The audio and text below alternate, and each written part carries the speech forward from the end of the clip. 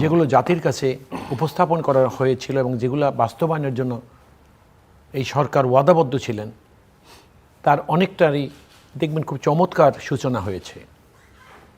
কিছু কিছু ক্ষেত্রে এতটাই ভালো উদ্যোগ গ্রহণ করা হয়েছে যেটা মানুষের কাছে প্রশংসনীয় হয়েছে, এবং এই জিনিসগুলো একটা জাতির জন্য, দেশের সাধারণ বা প্রান্তিক জনগোষ্ঠীর জন্য যে কত প্রয়োজন ছিল, একটা সরকার এত স্বল্প সময়ে এটা অনুধাবন করেছে তেমনটা ভাবলে চলবে না।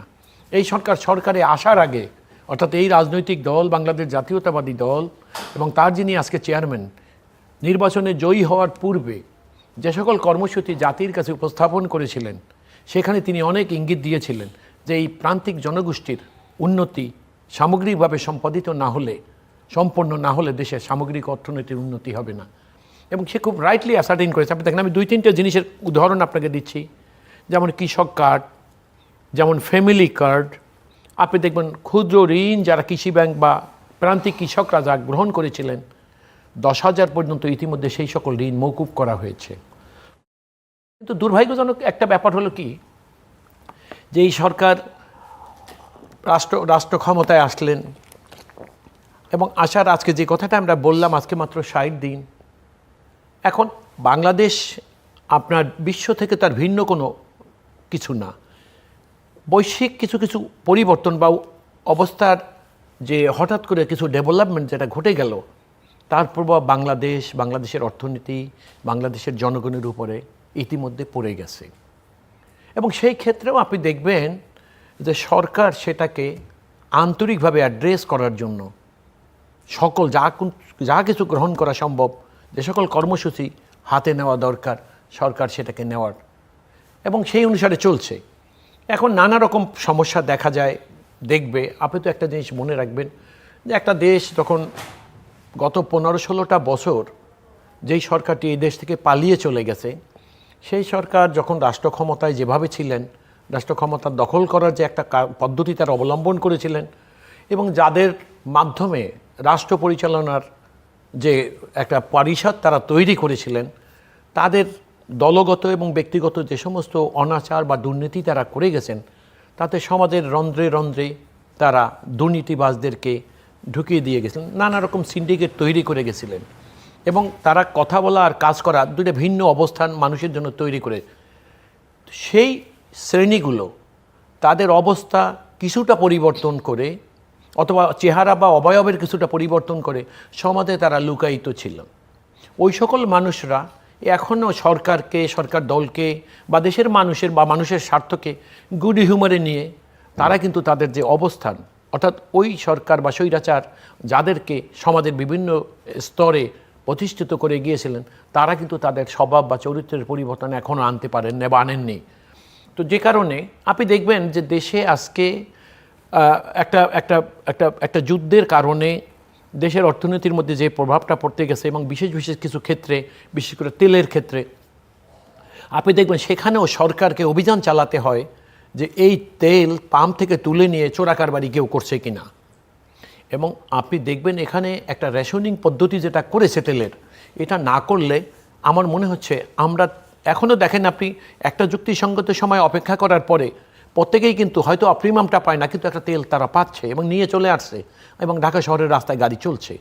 কিন্তু এইটার বেশিটা যদি, অর্থাৎ অবাধভাবে সরকার যদি এর উপর একটা ইম্পোজিশন না দিত বা একটা নিয়ন্ত্রণ না রাখতেন, তাহলে হয়তো দেখা গেছে রাতারাতি পেট্রোল পাম্প খালি হয়ে গেছে আর তেল এখানে আমাদের গাড়ির পরিবর্তে বিভিন্ন জায়গায়। সুতরাং বিষয়টা হলো এইখানটায় সরকার রাষ্ট্রীয় ক্ষমতা অধিষ্ঠিত হয়েছে জনগণের ভোটে, সরকার জনগণের প্রবলেমকে আইডেন্টিফাই করেছে এবং সরকার সেই অনুসারে তার কার্যক্রম চালিয়ে যাচ্ছে। এই মুহূর্তেই যে পর্যায় পর্যন্ত সরকার পৌঁছে গেছে, সরকার অগ্রযাত্রা দেখে এটাই মনে হচ্ছে যে তারা মানুষের সমস্যা চিহ্নিত করেছেন এবং সেটাকে যথার্থই অ্যাড্রেস করার জন্য তারা দায়িত্বের সঙ্গে সমাধান করার চেষ্টা করছেন বলে আপনি মনে করছেন। এবং অ্যাডভোকেট সুব্রত চৌধুরী,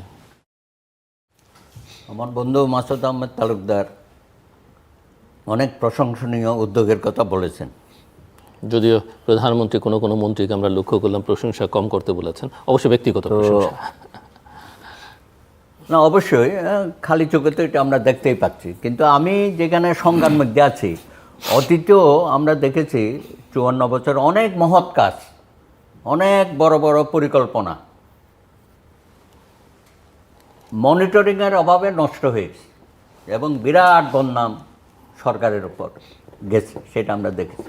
আর বিশেষ করে গত 17 বছর যেভাবে সমস্ত প্রতিষ্ঠানগুলোকে ধ্বংস করেছে, কুশাসন দিয়েছে, নির্বাচনকে বাংলাদেশকে থেকে বিতাড়িত করেছে, বিচার বিভাগকে প্রায় ধ্বংসের খাদের কিনারায় নিয়ে গেছে। তারপরে 18 মাস যা হয়েছে, ডেমোক্রেসির জন্য আমরা আন্দোলন করলাম, উনি আমাদেরকে মবক্রেসির মধ্যে ফেলে দিয়েছে।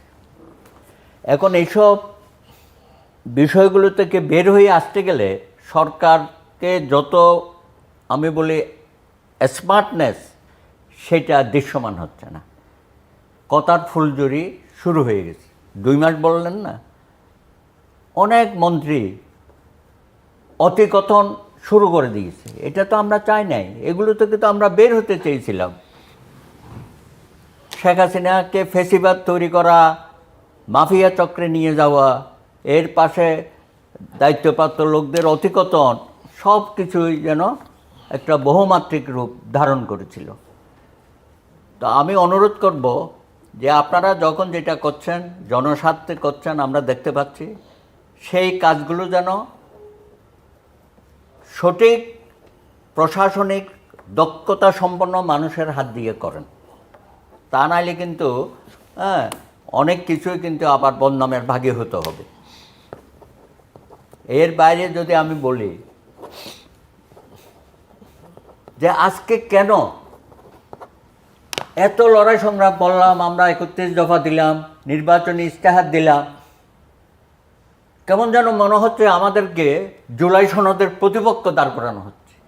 এই যে বয়ানটা অপোজিশন থেকে আসতেছে, জামাত এনসিপি মিলে যেভাবে মাঠে ময়দানে চষে বেড়াচ্ছে, সেই ব্যাপারে পার্লামেন্টের বাইরে তো আমি আপনাদের কিছু দেখছি না। আপনার দল কোথায়? আপনার এতগুলো সংগঠন আছে, আমি তো তাদের কোনো মুখ্যভূমিকা দেখছি না। মাননীয় প্রধানমন্ত্রী মুখ থেকে কেন সব বলতে হবে? উনি বলে বেড়াচ্ছেন আমরা জুলাই সনদ অক্ষরে অক্ষরে পালন করব। উনি বললে তো হবে না, আমার অন্য নেতারা কেন এই কথাগুলো বলে না? আর যেটা জনগণের মধ্যে একটা ধারণা দেওয়া হচ্ছে, বিএনপি বোধহয় জুলাই সনদের বিরুদ্ধে অবস্থান নিয়ে নিচ্ছে, যে কারণে ওরা এখন রাজপথে যাবে, সভা সমাবেশ করবে এবং করা শুরু হয়েছে। এবং পার্লামেন্টও নানানভাবে তারা বক্তব্য দিচ্ছে।